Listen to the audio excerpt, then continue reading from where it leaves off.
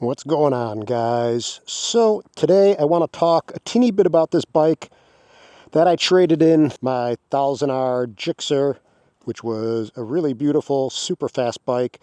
This is a 2025 GSX8R. What do I have done to it? I have a full Akrapovic system on it. I have a DNA Stage 2 airbox, which you cannot see. I have this Nelson rig tank bag, which is super nice. I could actually now carry my little drone with me. This is actually a Mavic 3 Pro, so that's pretty cool. Can get nice footage and actually have a little fun while I'm out riding around. Can keep a hat in there, sunglasses, pick up some stuff at the farmer's market, whatever it may be. I have quad lock for my phone, which I won't keep on right now so it doesn't block the display.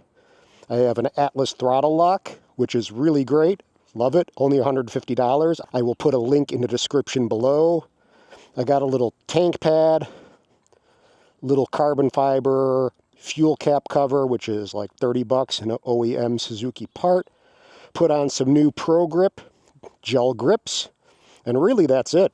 Got my first 600-mile service, and the thing's running pretty darn nicely considering. But with that being said, this bike is not as exciting as the GSX-R 1000R. I don't find myself wanting to ride it as much, but I want to talk about it, get on the bike, and let's just kind of see pros and cons, why I think this bike is cool in a way, and why I think it's kind of a yawn in a way. But to have a tail bag and have some storage is really nice. To be a bit more upright at 52 with wrists and hands that are not super 100%.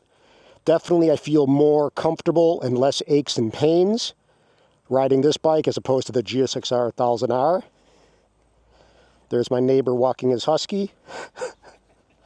Hey, Jim. Hello. And we'll get on the bike and kind of go for a ride and see what we think. I should also do a cold start to kind of let you hear the exhaust.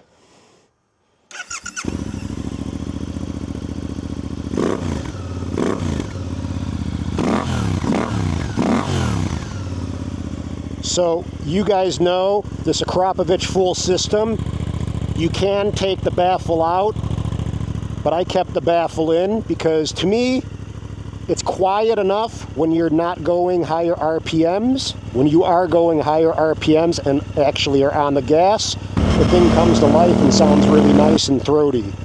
But if you're just cruising, with the baffle in at least, it sounds nicer. And to me, it wasn't really running well with the baffle out. When I took it out a few times, it was backfiring, and I think just too much airflow. And to me, it was too loud for what this bike is. This bike is not needing, in my opinion, to be super loud. Sometimes there's something to be said about quiet because you're not always making a ton of noise and drawing a bunch of unnecessary attention to yourself. So without further ado, let's get on the bike. Okay, we should be recording. I don't have this reverse shifted, so I had to get back into street shift familiarity once again, which is not that hard. I got my quad lock, but as I said, I am leaving my phone off. It's in my pocket right now. And we will get going. It's almost warmed up. It's 167 degrees. Normally it's around 181, 183 when it's fully warmed up. This thing has 3 different ride modes. Right now it's in C mode, meaning comfort. And there's B mode, which is basic, and A mode, which is active. I always find myself riding in either A mode or C mode, for whatever it's worth. Even with the 1000R, it's either full on, or I want to kind of throttle it way back and just have something a little bit more reserved. And that's that.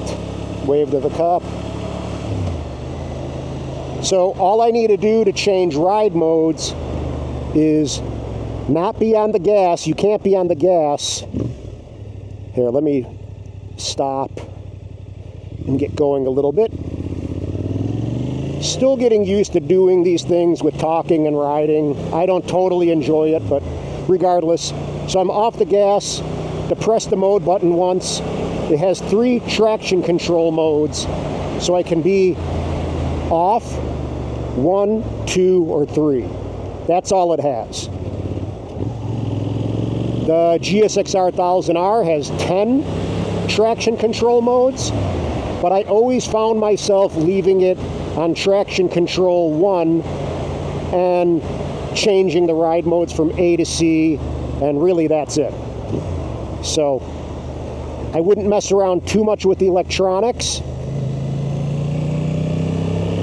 We're in C mode, and it still sounds nice, it still feels nice. It's just not going to be as rowdy or as full on power. Did I just break something? Let me see something. Okay. So I got my visor completely shut right now. Let me crack it open a teeny bit. There you go. Now I'm going to see if it sounds a little bit better with it just cracked a second.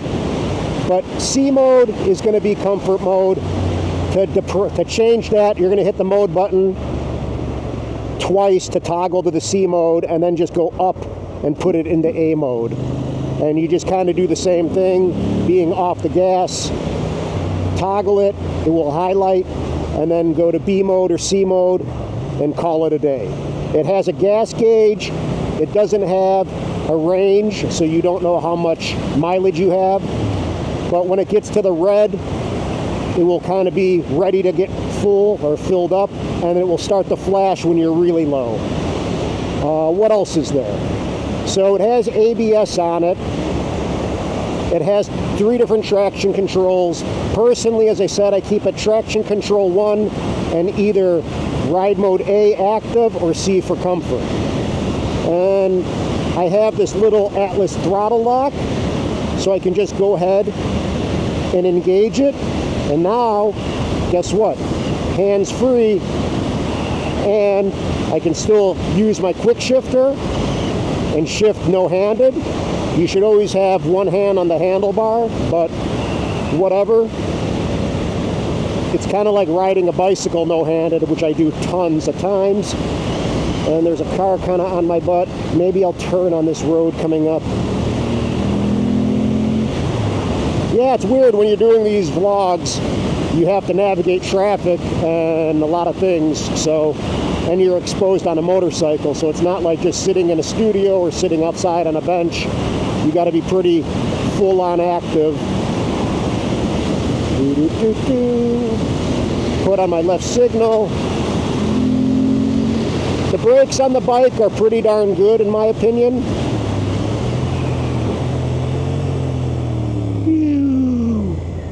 Here we go. And traction control is nice. Is this guy following me? I hope not. Okay. So traction control is nice. Even when you're kind of going through a corner and you get on the gas kind of hard, you almost have this false sense of confidence because you know you can rely on traction control kicking in and not letting your back tire skip out too much. But if you've ridden before all the electronics, which I have, being, 20 plus years ago, you kind of get used to the bike and you get to really truly know your bike and what it's capable of or not, or when you have to be careful or mindful of something happening. And you kind of just get lazy a little bit with that, which I know is a topic with GP racing.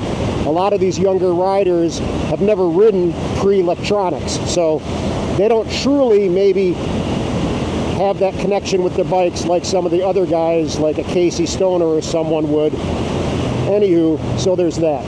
The electronics are cool. I wouldn't lean too much on them. Utilize them.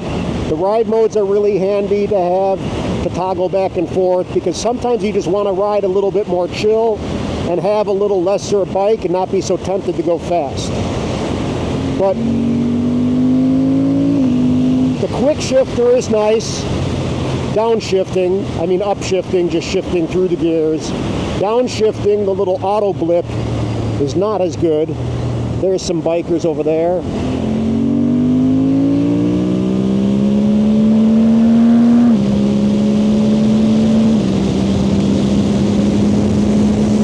But it moves out. The bike definitely, it's one of those things. This bike is fast enough to get you in trouble and not fast enough to get you out of trouble, if that kind of makes sense.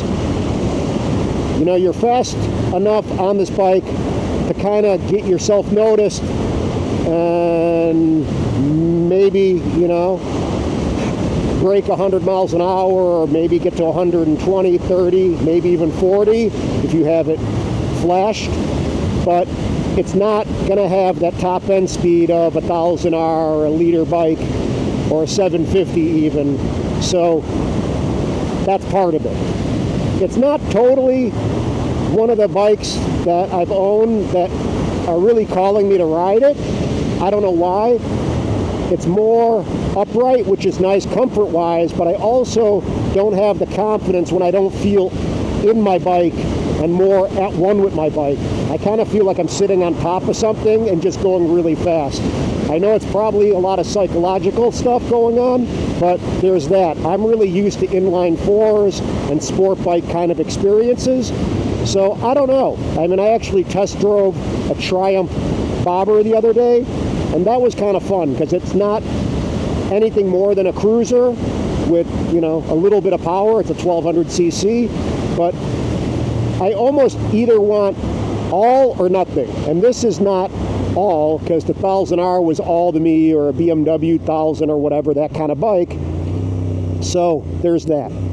Here, we can go ahead and switch it into A mode. Whoop. Traction control 1, really quickly in the A mode, and let's just go and get a 0 to 60 and see what happens.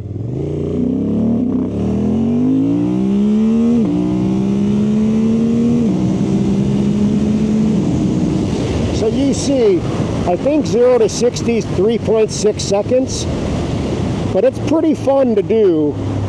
And you can see, we'll do it one more time from a stop. I'm in the rural, and we got really nice backcountry roads, so that's a kind of cool thing. But let's just go ahead. I don't have any kind of launch control.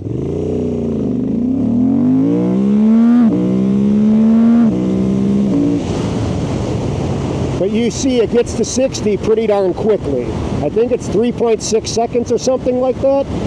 And I think the 1000R is only like 3.1 or something. So it's still a fast bike, and it's a fun bike to go up to the speed limit really quickly or go to 75 miles an hour or something, but it's not going to give you that rush of having really extreme mid and top end kind of power. So, I don't know. I guess the thing is, this bike just doesn't seem as exciting to me, coming off a 1000R. And yeah, I know it's an unfair comparison. They're not the same bikes at all, league-wise. This is more of an entry-level bike, and the 1000R is more of an experienced pro-level type rider bike. But at the same time, I'm just telling you my experience because I happen to own both of them. I'm 52 now, which I think is important because I'm 52 and I got a bunch of aches and stuff. And this bike definitely will be more comfortable for anyone who is older, or maybe, you know, just dealing with some kind of wrist or hand pains or arthritis or carpal tunnel. And with this Atlas cruise control, guess what? I mean, woo! You can just kind of chill out and ride. Yeah, maybe not safe to be like this, but guess what? It feels super chill. It's holding speed. This little Atlas cruise control was $150-ish. It takes 5 minutes to install, so there's that. And it does the job. It gives me a break. Woo! Good job, Atlas. And it gives me a break, and it gives my hand some off the throttle, you know, rest, and super good. And at the same time, if I want to turn it off or disable it, I hit the X, or I can just roll off the throttle really quickly, and super safe. So in actuality, it's a throttle lock, but it's not actually locking your throttle. So huge big up for the Atlas. I'm a big fan, and yeah, definitely helps give you a little break while you're riding a little longer distance. Maybe I'll go right. So let's go through the gear really quickly.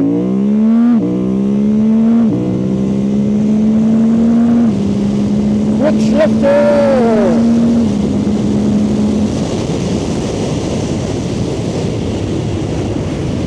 So this thing moves out pretty darn well from 0 to 100.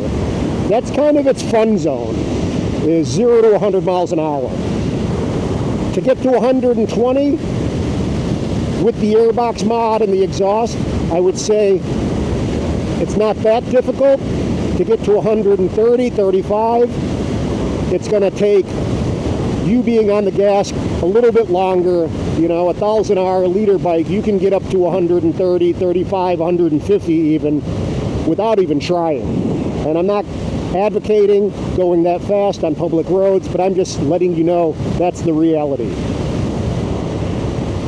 So if you want really high speed, really big mid-range, top end, this is not going to be the bike for you. Go with the liter bike.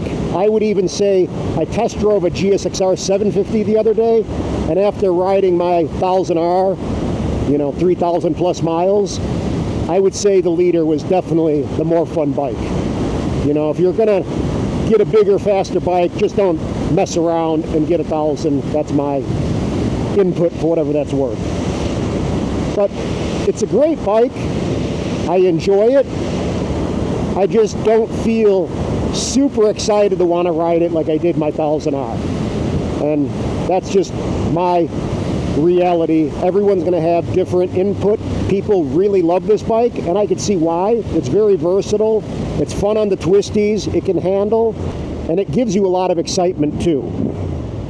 But it's just not going to be as crazy and as rowdy as the bigger bike, which could be a good thing or a bad thing. I mean, I like not having that temptation of being able to do 180 miles an hour, but at the same time, you know, just the bike itself, this is a beautiful bike, but it's not a badass bike. The 1,000R was a badass bike. That thing was one of the fastest things on the road, and there's something fun about just being on a bike that has that much refinement, that much technology, and that much power, even if you're not using it all the time. You know, it's kind of just like cruising around in a Ferrari or a Lamborghini or something. This bike is more like a modified Subaru or something like that. I don't know. It's just not as nuts and as raw as a liter motorcycle. But what else is there on this bike? The fuel, I don't know what the size of this tank is. I'm not doing this review as a complete professional type review with all the statistics and everything. This is just some input to maybe help future riders and buyers deciding the pros and cons of this kind of bike or a liter. The 1,000R, I was at the gas tank all the time. That thing just drank fuel like crazy. And this, I put in $10 to $12, and it feels like it lasts me just that much longer. I don't feel like I'm at the gas tank all the time, especially if I'm not on the gas like crazy. But this is going to be better gas mileage than a liter bike, so there's that. Having the tail bag is really nice to actually have some storage space to be able to carry my drone or be able to do some kind of activity that I actually want to do while I'm out and about. When you're on a sport bike like a GSX-8R 1000R, all you can do essentially is be on the bike, and that's it. There's no storage unless you buy a tank bag or something. Here. Okay, gotta pay full attention.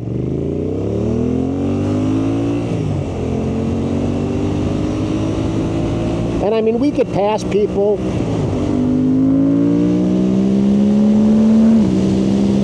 And I don't know if you guys can hear that, but it sounds pretty darn cool. The quick shifter on this bike I didn't really touch on. It's not as good as a 1000R. That was like butter. That thing just shifted up and down so beautifully. Just a little blip and you were downshifting and upshifting effortlessly. This will upshift and go through the gears pretty darn easily when you're going pretty full on and maybe above 7,000 RPMs. But downshifting, honestly, I use the clutch almost the majority of times. It just doesn't seem as good. Actually, it's nowhere near as good as the 1000R. When this thing needs gas, I think I mentioned it, right now the little fuel pump is flashing, meaning I do need to get to a gas station, and that's probably my next priority. So I think this thing felt like it came to life a little bit more too after it got broken in. I didn't really break it in super cautiously. I probably did for the first 200-300 miles, and then I just kind of started to ride it and go, not totally balls out, but go through the gears pretty aggressively and just not, you know, not go total crazy. But let me see, let me go through this corner a little bit.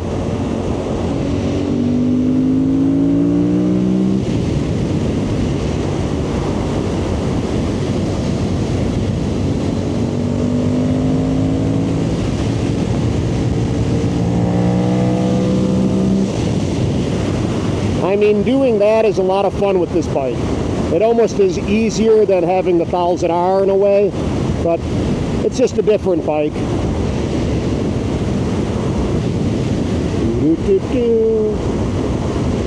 This is a really fun road.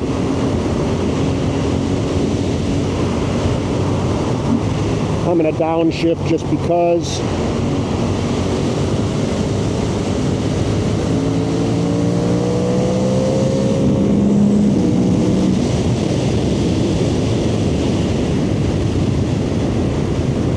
The more I'm riding this bike, the more I'm actually enjoying it. But as I said, for whatever it's worth, it just doesn't have that appeal that the bigger bike did.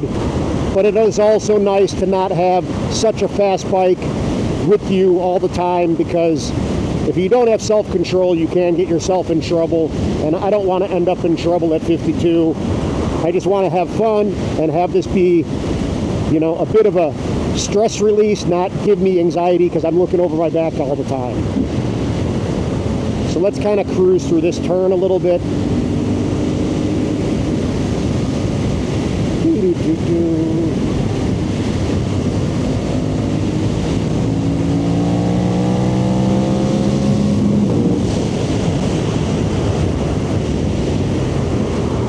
I don't have the confidence that I did when I was younger going through the turns, just because I haven't been on a track in a while. I almost feel like I need to jump on a racetrack just to kind of get my confidence up a little bit and slide my knee a bit and have those kinds of experiences again. I don't know where a gas station is.